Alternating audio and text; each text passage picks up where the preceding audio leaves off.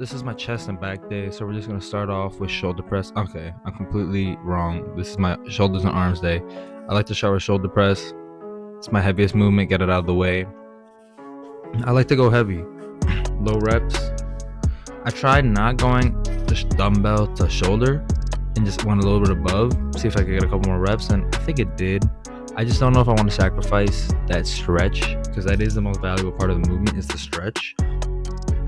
We hit a solid 5, maybe 6 reps, I think. Not too bad. These are the 80s. Haven't really been lifting too much recently because of track at school. The important thing is just going slow on the way down.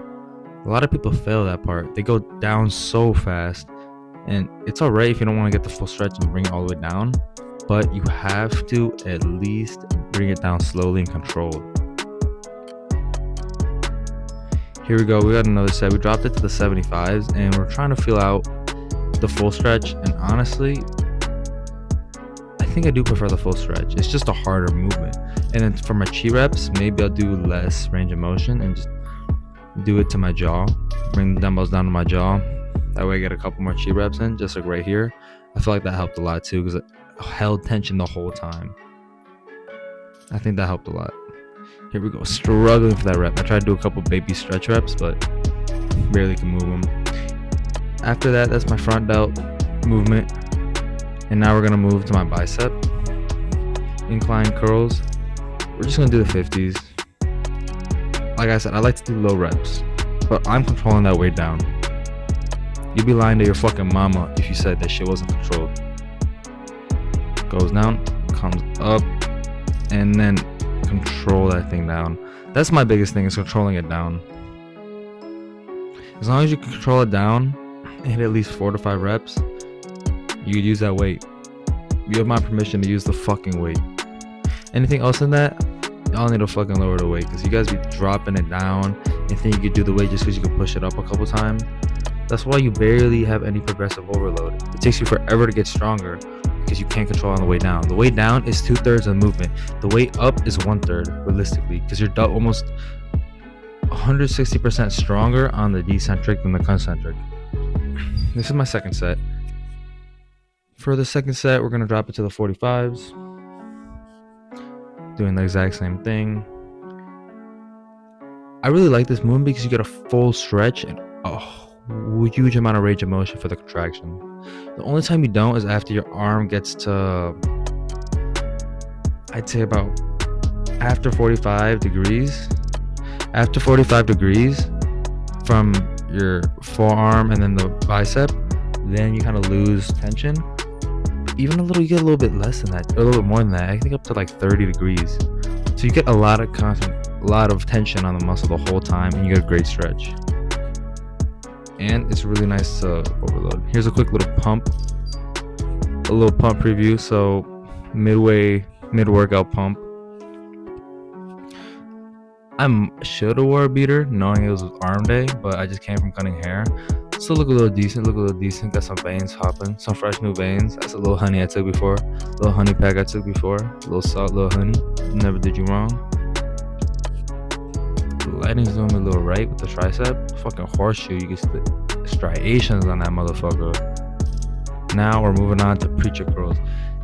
Oh, I really love a lot of bicep movements just because I'm strong and they feel comfortable. Right here we're doing 2 plates on a 25, so we're doing 115. This shit is stuck. Have to move that off. 1. Kind of with me now.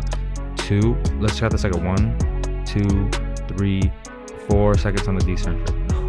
1, 2, 3 seconds on the decentric. 1, 2, 3. That's really the main part. I'm gonna keep telling you guys this. Do that shit for all your exercises for 1 week. The next week you're gonna get so much stronger than you've ever seen progression before. Whatever rate you've seen progression, you're gonna see a lot more once you start going slower, because you're missing out on so many games. Here we're gonna go again. We took off the 25 plate on top and just switched it with the 10, so we're only doing 100 pounds here. I like to move the bench all the way to the bottom. That way I can get deepest into it and get the best stretch at the bottom. So So you see how I sit down, that seat, I moved it all the way to the bottom. That way I could get the best possible stretch of my bicep because I'm sitting super low. It puts my bicep almost parallel to the floor. You get a better stretch, but you do, I wouldn't even say you miss out on the concentration part, the concentric part of the movement. You still get it really good. Maybe possibly 5% less is good. But for the stretch is so much more important. Now this is my tricep movement. You put your arm right against the cable, and this gives you stability. And honestly, this is one of my favorite movements because you get a lot of tension on the stretch position. You could say this is just like a tricep push down on a different form, but I like it because it forces tension throughout it all because your triceps has some sort of stability. The only problem with the push downs is you use yourself as stability, and sometimes your abs give out. Because I have to use the whole rack, and I still have to put a little bit more, so I have to use 115 pounds. I'm sure you guys believe me, I did more than that for the preacher curls. It just kills your abs, and then you have to have a different liability or different limiting factor. So we're just going to repeat it with the other arm. And what's nice about the D handle is it gives you better grip. Some people like to do it without any grip and just grab that, but honestly it's because they're doing lighter weight. Nothing wrong with that, but it's just a lot easier to grab.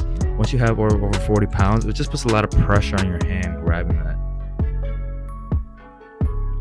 This is great because it's also easy to go past failure. You see me helping myself out right there. It's beautiful. Next movement we're moving on to. This is going to be almost like a katana, almost like a single arm katana extension.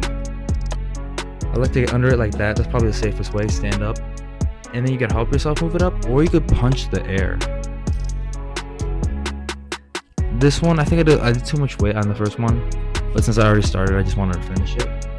But I definitely did too much weight. It's okay, we just did a couple cheat reps to make up for it. Make sure we get a full usage of our muscle.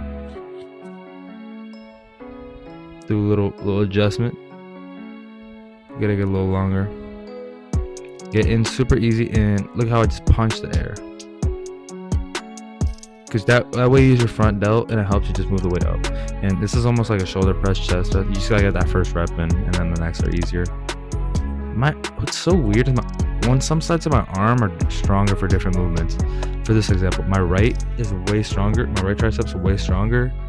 I do way more reps. My left side delt is way stronger, so I do more reps on the lateral raises. Dude, that dude was big as shit. You probably see him in the video, but dude was really thick. I don't know, he was so full. His calves were even popping out through his joggers. But we're doing the same thing. What's important is keeping your elbows stabilized. Don't have the bicep or tricep part of your arm. Don't have that moving around. Keep it in one spot, preferably at a 45-degree angle, or I'm at 30 degrees. The best way to put it is 150 degrees from your torso. So if you guys see my torso and then my elbow, that part, you want to keep that about 150 degrees. That way you get a full stretch and you get a really good contraction as well. These are all great exercises to help cheat rep too. I like to keep safe exercises that you could heavily load on safely, because I like to go heavy, like I said. Oh, little boogie. Okay, shit. Now this is lateral raises. A lot of people do this honestly incorrect, inefficient, not to the max potential. It's still one of the only few exercises, because no matter what you do, you're basically hitting the same variant. But you want to put it, I like to put it a little bit below my wrist height and bring it a little bit in front of me. So it's a little bit of a side angle. You see how I'm not exactly moving it to my side. It's a little bit in front of me to my side. And I like to lead with my elbow. If you imagine your elbow going up, you will get so much more strength going through, because why are you going to make it go through the end of your arm? Make all the way go to the end of your arm when you could be doing it from the closest part to your arm, elbow, and you'll just feel stronger, and you get a better mind muscle connection towards the end if you keep continuing with that practice. This is me doing cheat reps. This is great for cheat reps. You really feel the burn on the side delt in this every single time.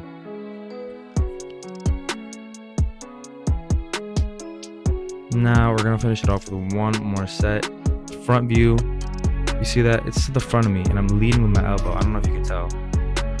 I strengthen my forearm, my wrist, and that's just gonna be hard in part. And then your elbow. This one, honestly, I'm going quite fast.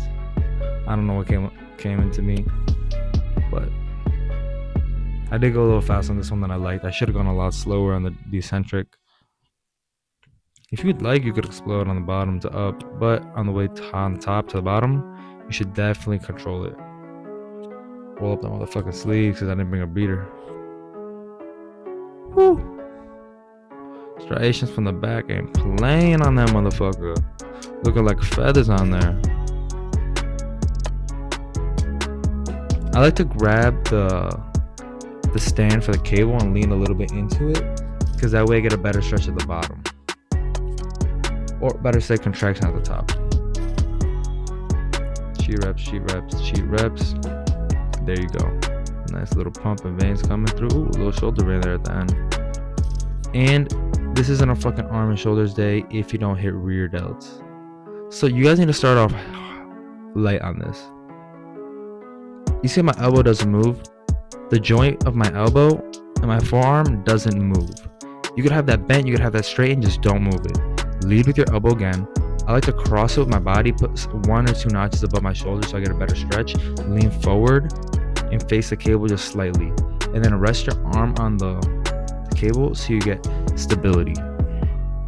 And you'll feel the stretch, you'll feel the contraction, no matter what. I promise you this. This is a back view. I get the full stretch, contraction at the bottom, full stretch at the top. Contraction at the bottom, full stretch at the top. And you just continue with this. Once you go light, you'll be able to get stronger and stronger. And this is gonna make you a lot stronger with your back movements. I promise you your back movements will explode as soon as your rear delt starts carrying some weight.